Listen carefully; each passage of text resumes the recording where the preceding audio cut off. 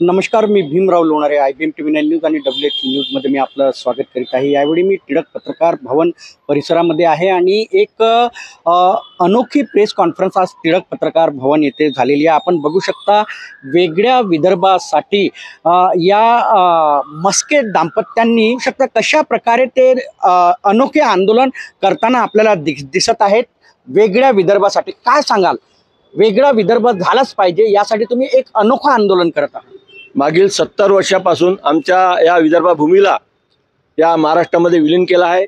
तेव्हापासून आमच्या विदर्भाचे जे विकासाची जे स्पीड आहे ते खूपच म्हणजे महाराष्ट्राच्या बिलकुल 100 पट कमी आहे. तर त्या विकासाला म्हणजे जो महाराष्ट्राचा जो बारामतीचा विकास आहे त्या विकासासारखा झाला पाहिजे, याकरता आमचा विदर्भ राज्य आता झाला पाहिजे. याकरिता मागील 21 वर्षापासून आम्ही राजुरा जिल्हा चंद्रपूरमधून आम्ही तिथले रहिवासी आहोत. तिथनं आम्ही या आंदोलनाला आम्ही चालना देत होतो, जनजागृती करत होतो, पण आमचा आवाज 3 कोटी जनतेपर्यंत पोहोचत नव्हता.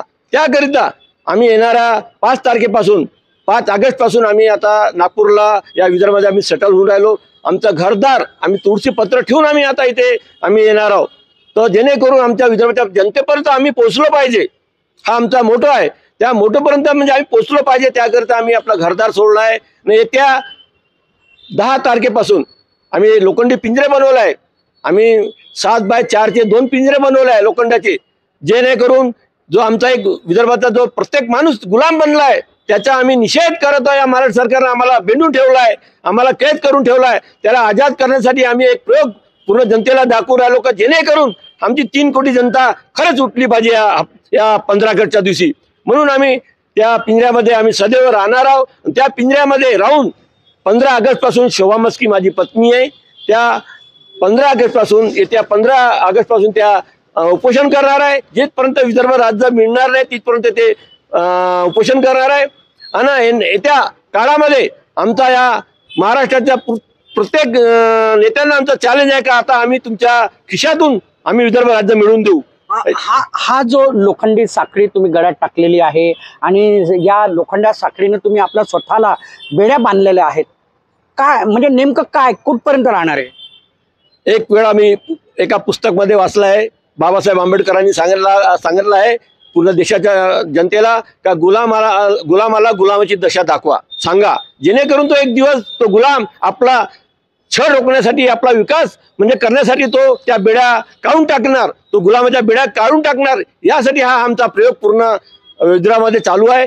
ह्या लोखंडच्या बेड्यामुळे आम्ही जो विदर्भाचा जो एक आवाज, जो गुलामाचा आवाज आम्ही पूर्ण अख्ख्या देशामध्ये त्या केंद्र सरकारला आणि या महाराष्ट्र सरकारला आम्ही दाखवण्यासाठी आपल्या अंगावर मागील 21 वर्षापासून आम्ही लोखंडीच्या बेड्या घालून आम्ही जनजागृती करत आहोत. हे जे कपडे आम्ही दोघांचे जे काळे कपडे घालून आम्ही जो वावरत आहोत, सदैव 21 वर्षामध्ये आम्ही आपल्या अंगावर कपडे काळेच घालतो, कारण याचा जो निषेध आहे, हा जो महाराष्ट्राने जो आमच्यावर जो लादलेला जो म्हणजे गुलामगिरीचा जो हे म्हणजे एक विषय आहे, त्या विषय खतम करण्यासाठी आम्ही त्या काळ्या कपड्याने आम्ही त्याचा निषेध दाखवतो. आणि अंगावर जो लोखंडीचे बेड्या आहे या बेड्यासारखा आपण प्रत्येक माणूस विदर्भाच्या 3 कोटी जनतेला आम्ही सांगतो का आम्ही तर गुलाम नाहीच, पण आता या गुलामाच्या बेड्या तुम्हाला आता काढाच लागेल आणि आपला राज्यासाठी तुम्हाला रस्त्यावर उतराच लागेल.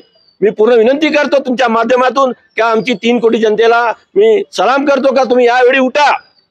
आता येणाऱ्या या विधानसभा जे येणार आहे त्याच्यामध्ये तुमचा हक्क दाखवासाठी, आपला हक्क मागण्यासाठी तुम्हाला आता मतदानाच्या रूपाने जे आमची पार्टी, जे विदर्भ पार्टी आता 62 लोकांना उभे करणार आहे त्यांना खरंच निवडून द्या. आता या काँग्रेस 70 वर्षापासून आमच्या विदर्भाला लुटत आहे, आता भाजप हे 15 वर्षापासून आम्हाला लुटत आहे. आणि शरद पवार तर सांगूच नका, मागील 50 वर्षापासून शरद पवारचा किडा जो आमच्या विदर्भाला लागलाय त्याला, त्या किड्याला आता आमचा तो कॅन्सरचा किडा त्याला काढायचा आहे.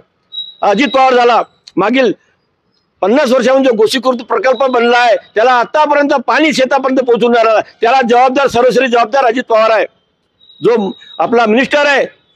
हे आंदोलन केव्हापासून सुरुवात करणार आणि कुठून करणार?